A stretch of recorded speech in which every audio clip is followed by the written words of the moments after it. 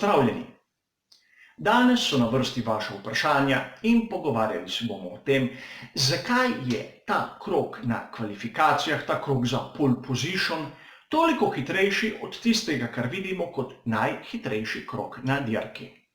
Od letos to pomeni dodatno točko, če je voznik med prvimi 10, a ni prvič, da je najhitrejši krog dal dodatno točko za svetovno prvenstvo Formule 1. To je že veljalo od sezone 1950 do 1959 in tudi takrat so bile razlike med tistim kvalifikacijskim krogom in najhitrejšim krogom na dirki. Samo za primerjavo, samo za neko idejo, da se bomo bolje razumeli. Velika nagrada Belgije 1955. Castellotti je postavil pole position s časom 4 minut, 18 sekund in 1 desetinke. Juan Manuel Fangio pa na dirki je dosegel najhitrejši krog v času 4 minut, 20 sekund in 6 desetink. Pa na veliki nagradi Italije 1959 Stirling Moss s časom minute 39 sekund in 7 desetink na pole positionu, na dirki pa Phil Hill je dosegel najhitrejši čas kroga minute 40 sekund in 4 desetink. V vmesnem obdobju od leta 1960 pa do konca 2018 je najhitrejši krog veljal za prestiž, neko statistiko, ki na konec koncu nikoli ni vplivala na svetovno prvenstvo Formule 1. Tudi v določenih obdobjih to sploh ni bilo primerljivo, kajti imeli smo tudi obdobja, ko so obstajale kvalifikacijske pnevmatike, kvalifikacijski motorji, in tudi nastavitve med kvalifikacijami samimi in dirko so lahko spreminjali. To se pravi, takrat to sploh med seboj primerljivo ni bilo. A danes je. Danes imamo tak park Fermé, ko se nastavitve ne smejo spreminjati in stvari bi se dalo zgoditi, da bi bile tudi podobne. In od letošnje sezone, ko to velja za točko, vidimo v zadnjih delih dirke tudi precejšen boj za najhitrejši krog. Pa poglejmo, kateri je lahko dejavnik, zakaj bi lahko bili na dirki sami hitrejši. Seveda, ob upoštevanju tega, da imamo podobne oziroma enake vremenske razmere. Če pač med kvalifikacijami dežuje, je jasno, da bojo na dirki rahlo hitrejši. No, edini razlog, zakaj bi lahko bili na dirki hitrejši od kvalifikacij, je pač ta, da bolidi s tem, ko krožijo po krogi, nanašajo gumo svojih pneumatik na asfalt, zato ima ta večji mehanski oprijem in je proga sama po sebi hitrejša. A imamo dosti več negativnih dejavnikov, kateri lahko na to vplivajo in jih premalo upoštevamo. Prvi, mehanska obraba bolida samega. Namreč kvalifikacije so sorazmeroma kratke. 5 poskusov, če tako pogledamo za tiste najboljše, in od teh 5 poskusov je verjetno en sam oziroma 2 tista res prava hitra poskusa, tista res prava ekstremna kroga, v Q3 govorim. Dirka je bistveno daljša. In če pogledamo že vse tiste dele, ki jih zamenjajo med kvalifikacijami in dirko pod režimom park Fermé, je nekako jasno, da med dirko samo se lahko z bolidom zgodi marsikaj, kar nekako naredi le tega počasnejšega. Lahko pride trk, kakšen izlet s proge, odleti kakšen usmernik, vse se lahko zgodi. Tudi obraba zavor je drugačna, seveda na koncu dirke, ko je bolid lažji, ko je porabil tisto določeno količino goriva, ni več tako mehansko izpraven kot tisti na kvalifikacijah. Poleg tega, po sami dirki je sam pogonski sklop že tako pregret, da lahko ne more zdržati tistih režimov kot na kvalifikacijah. To moramo imeti v obziru. Druga točka, zakaj bi lahko bil na dirki počasnejši. Koncentracija voznika samega. Ena zadeva je biti koncentriran na en sam hiter krog. Druga zadeva je koncentracija preko celotne dirke. Seveda, na celotni dirki je bistveno težje. Tretji dejavnik, katerega ne smemo zanemariti, je gneča.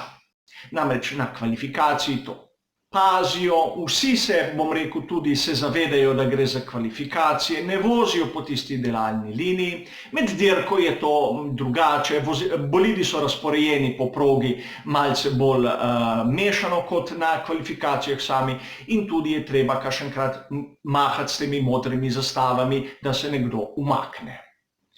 Na koncu ne smemo pozabiti tistega glavnega dejavnika, pnevmatik.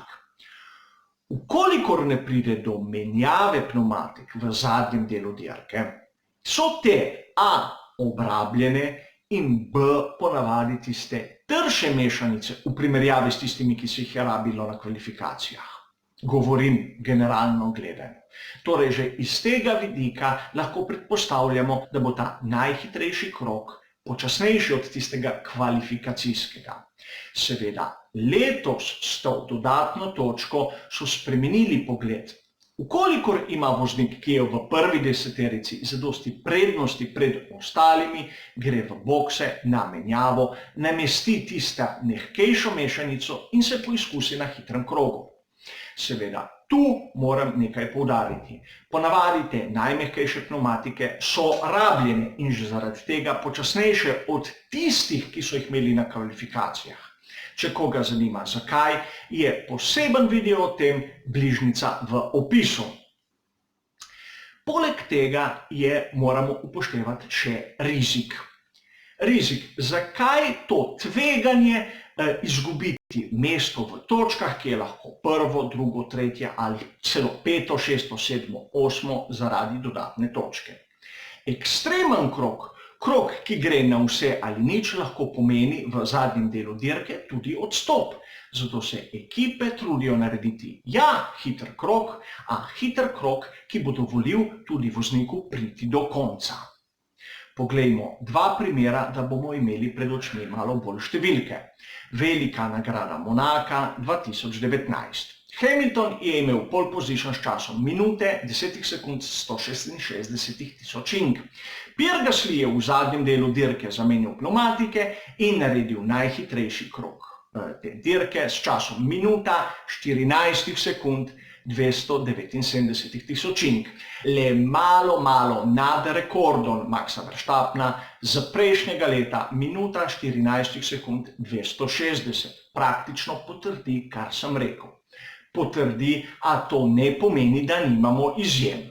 Namreč v Silverstonu sta Bottas in Hamilton imela kvalifikacijski čas, ki je bil več ali manj enak.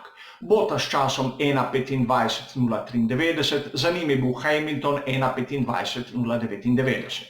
Hamilton je bil na dirki sposoben na izrabljenih, trdih pnevmatikah narediti krog 1:27:369, kar je bil nov rekord in je tako vzel najhitrejši krog prav Bottasu, kateri je šel na menjavo za tiste mehke pnevmatike.